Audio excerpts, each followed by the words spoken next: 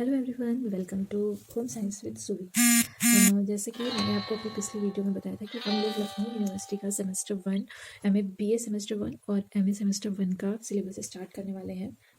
तो मैंने आज आपका बीए सेमेस्टर 1 का सिलेबस का पहला टॉपिक लिया है जिसका नाम है cell structure, components and their functions. तो आज हम लोग जो है थोड़ा सा सेल के बारे में इंट्रोडक्शन मतलब उसका पढ़ेंगे। ठीक है, ज़्यादा बर्डन लेकर के नहीं चलेंगे क्योंकि जो बीए का एग्ज़ाम होता है उसमें आपको लिटरली पॉइंट्स आपको लर्न होने चाहिए, उन्हीं का आप थ्योरी बना करके लिख सकते हैं। क्योंकि बहुत सारी चीज़ें ऐसी होती हैं जिनको हमें लर्न करने में काफ़ी दिक्कत होती है। तो अगर आप पॉइंट्स के अकॉर्डिंग अपने वो बना करके अपने माइंड में रखेंगे नोट्स को, तो आप आसानी से उसमें लिख सकेंगे। तो सबसे पहले जिन लोगों ने मेरे चैनल को सब्सक्राइब नहीं किया है वो लोग सब्सक्राइब कर लें एंड देन वीडियो शुरू करते हैं।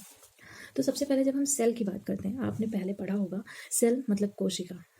सेल की जब हम बात करते हैं तो सबसे पहले अगर हम ये सोचें कि सेल ये आई कहाँ से, है ना, तो उसको हम जानने के लिए सबसे पहले क्या करेंगे, सबसे पहले हमें देखना होगा ये जो मैंने ऊपर लिख रखा है स्पर्म प्लस ओवम, ये दोनों जब मिलते हैं दोनों के पास क्या होते हैं 23 क्रोमोसोम्स होते हैं जो कि साथ में मिलकर के 46 हो जाते हैं। और ये जो 46 होता है ये क्या बनाता है, जाइगोट का निर्माण करता है। ये 23 और 23 मिला करके जाइगोट का निर्माण करता है। उसके बाद क्या होता है, जबकि यहाँ पर एक जाइगोट बन गया तो हमारे पास एक कोशिका हो गई। ठीक है, अब वो धीरे धीरे क्या होगा, उसका विभाजन शुरू होगा, टूटना शुरू होगा। तो जब कोशिका का विभाजन हो जाएगा तो कोशिका का जब विभाजन हो जाएगा तो ये जो छोटे छोटे से ये बनेंगे, कोशिका का विभाजन होकर के ये छोटे छोटे से टिश्यू का निर्माण करेंगे, ऊतक का निर्माण करेंगे और फिर वही ऊतक आगे जा करके क्या बनाएंगे, हमारे अंग बनाएंगे।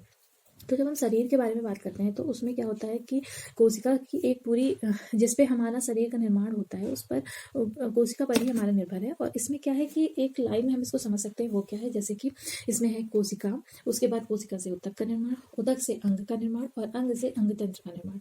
और अंगतंत्र, कई सारे अंगतंत्र जो होते हैं वो अंगतंत्र मिला करके क्या बनते हैं, हमारा पूरा शरीर की संरचना तैयार हो जाती है। ठीक है, तो ये तो एक बेसिक चीज़ थी जो मैंने आपको बता दी। अब मेन टॉपिक आपका क्या है, कोशिका।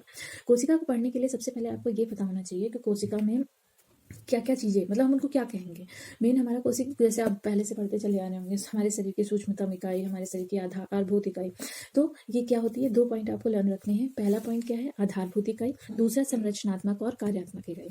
2 चीज़ें आपको बहुत अच्छी तरीके से, जब आप कोशिका का क्वेश्चन जब आपके पास सामने आएगा तो आप जब कोशिका को स्टार्ट करेंगे तो वो कोशिका में आपको सबसे पहले यही लिखना होगा कि क्या है, एक तो वो आधारभूत इकाई है, दूसरा मीन्स अगर हम कैसे कहें तो शरीर की सूक्ष्मतम इकाई क्या है, वो कोशिका ही है। साथ में हम उसमें क्या लिख सकते हैं, वो क्या है, संरचनात्मक और कार्यात्मक इकाई है। आपने पढ़ा होगा कि हम कोशिका को इंग्लिश में क्या कहते हैं, सेल कहते हैं।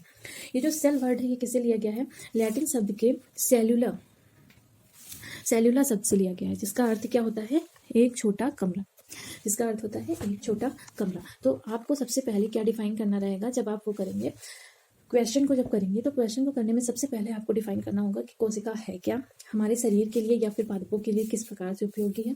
साथ में ये जो है, वैसे आपको मानव शरीर का पढ़ना है तो आप मानव शरीर के बारे में ही लिखेंगे, तो उसमें ये हमारे शरीर में क्या वर्क करती है, किस तरीके से अंगतंत्र का निर्माण होता है, तो वो आपको डिफाइन करना रहेगा। तो सबसे पहला जो डिफाइन करना है वो आपको डिफाइन करना है आधारभूत इकाई, साथ में संरचनात्मक एवं कार्यात्मक इकाई। देन आप डिफाइन कर सकते हैं कोशिका शब्द सेल्स के अंग्रेजी भाषा शब्द से लिया गया है, जिसका जो कि लैटिन भाषा के सेलुला शब्द से है, जिसका अर्थ होता है एक छोटा सा कमरा। ठीक है, जब हम कई सारी कोशिकाओं का अध्ययन करते हैं, क्योंकि हर प्रत्येक जीव में अलग कोशिका पाई जाती है, तो जो कोशिका का अध्ययन किया जाता है उसको बोलते हैं साइटोलॉजी। मोस्ट इंपॉर्टेंट है, इसको भी आप उसमें मेंशन कर सकते हैं। साथ में बात आएगी कि कोशिका की खोज की किसने, तो कोशिका की खोज 1665 में रॉबर्ट हुक ने की थी। लेकिन जब उन्होंने कोशिका की खोज की थी तो वो क्या थी, एक तरीके से मृत कोशिका थी।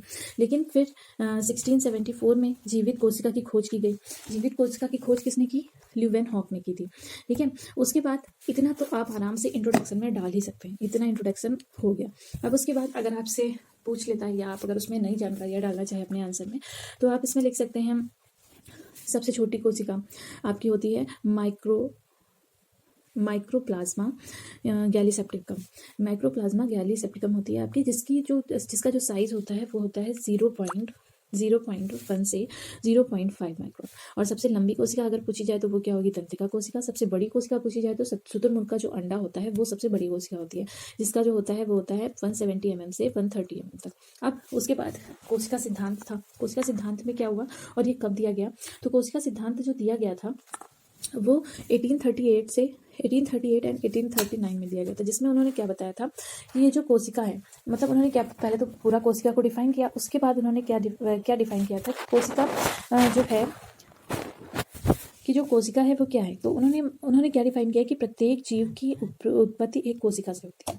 बिल्कुल सही, जैसा कि हमने आपको ऊपर हमने पढ़ा ही था कि जो कोशिका होती है, प्रत्येक जीव का निर्माण किससे होता है, कोशिका से होता है, और उसके आधारभूत और सूक्ष्मतम इकाई भी शरीर की क्या है, कोशिका है। सबसे लंबी कोशिका कौन सी है, हमने ये भी पढ़ा है, तंत्रिका कोशिका है ना। अब हमें दूसरा उन्होंने क्या दिया था, एक या मतलब जो मनुष्य है या जो जीव है, प्रत्येक जीव जो है वो या तो एक या फिर अनेक कोशिकाओं से बना है। एक कोशिकीय जंतु भी आपने पढ़े होंगे पहले साइंस वगैरह में, और बहुकोशिकीय जंतु भी पढ़े होंगे। तो एक कोशिकीय जंतु जो होता है, जैसे कि आपने पढ़ा होगा अमीबा, पैरामीशियम, वो सब क्या है, आपके एक कोशिकीय जंतु है, और अनेक कोशिका में तो मानव आ जाता है। और थर्ड उन्होंने कई पॉइंट दिए थे कोशिका के सिद्धांत में, लेकिन 3 जो पॉइंट है वो मोस्ट इंपॉर्टेंट है। और इसका मुख्य अभिकर्ता केंद्र कौन होता है, केंद्रक होता है। फिर उसके बाद क्या है कि अब ये तो कंपोनेंट में हम थोड़ा सा जा रहे हैं, तो नहीं, स्ट्रक्चर में हम लोग थोड़ा जा रहे हैं कि वो किस किस से मिलकर के बनी हुई होती है।